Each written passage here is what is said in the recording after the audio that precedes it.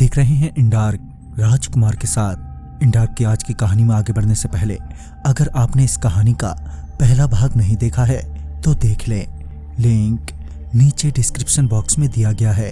तो चलिए बढ़ते हैं इस कहानी के अंतिम भाग की ओर।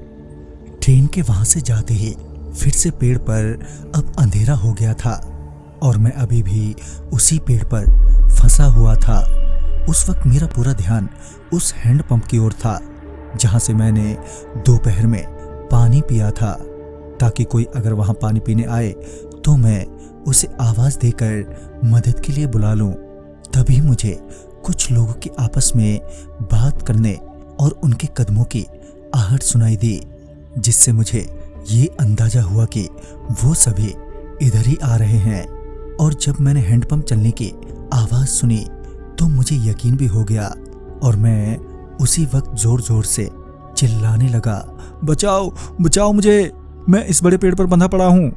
मेरी एक दो बार आवाज देते ही हैंडपंप चलने की आवाज भी बंद हो गई और वो सभी लोग भी भूत भूत भागो भूत कहते हुए वहां से भाग खड़े हुए और वहां से डर के मारे भाग गए। अब फिर से मेरे बचने की उम्मीद भी टूटने लगी थी।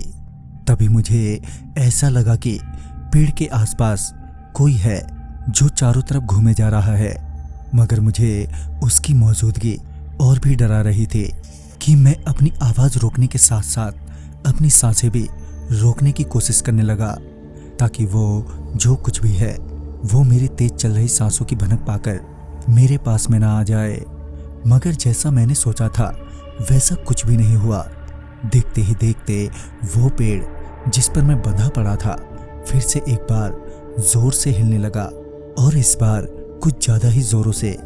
साथ ही मुझे बहुत सारी आवाजें भी सुनाई देने लगी थी, मगर उन आवाजों से कुछ समझ नहीं आ रहा था कि वो बोल क्या रहे हैं। मगर वो सारी आवाजें रूह कपकपा देने वाली थीं।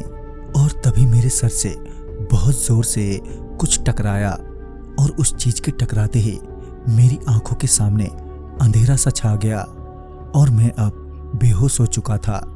जब दोबारा मेरी आंख खुली तो मैं उसी पेड़ के नीचे पड़ा हुआ था। आसपास बहुत सा खून था जो अब जम सा गया था। फिर जब मैंने अपने आप को देखा तो मैं जीते जी मर सा गया। दरअसल मेरे पांव और हाथ के पंजे गायब थे, साथ ही पूरे शरीर की चमड़ी उतारी हुई थी। हालांकि उस वक्त मुझे दर्द तो नहीं हो रहा था और इसी वजह से शायद मैं अभी भी जिंदा था। मैं अपनी हालत देखकर रोने लगा। मेरे रोने की आवाज जब वहां से गुजरने वाले मुसाफिरों ने सुनी तो वो झट से मेरे पास आ गए और मुझे जल्दी से अस्पताल ले गए। सब लोग मुझसे यही पूछ रहे थे कि मेरी इस हालत का क्या कारण है, मगर मैं उस वक्त कुछ बताने की स्थिति में नहीं था। कुछ वक्त के बाद अस्पताल से तो मुझे छुट्टी मिल गई, मगर मैं अब अपाहिज हो गया था। मैं जब भी अपने हाथ पैरों की तरफ देखता हूँ तो मैं यही सोचता हूँ कि आखिर कौन सी बात की मुझे ये सजा मिली है।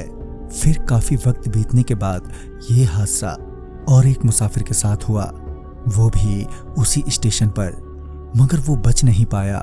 उसकी लाश उसी स्थिति में उसी पेड़ के नीचे मिली थी। ये जानकर मुझे अब ये जानना था कि आखिर उस पेड़ का क्या राज है और वहां ऐसा क्या होता है। बहुत छानबीन करने के बाद भी मुझे कुछ खास जानकारी उस पेड़ के बारे में नहीं मिली, मगर छानबीन के दौरान बहुत सी कहानियां जरूर सुनने को मिली जो उस पेड़ और उस स्टेशन के बनने से पहले की हैं। तो दोस्तों, इस कहानी में बस इतना ही। कहानी आपको पसंद आई हो तो लाइक शेयर करें और साथ ही हमें कमेंट बॉक्स में जरूर बताएं। तो मैं आपका दोस्त राजकुमार जल्द ही मिलूंगा ऐसी ही एक नई कहानी के साथ। तब तक के लिए बाय एंड टेक केयर।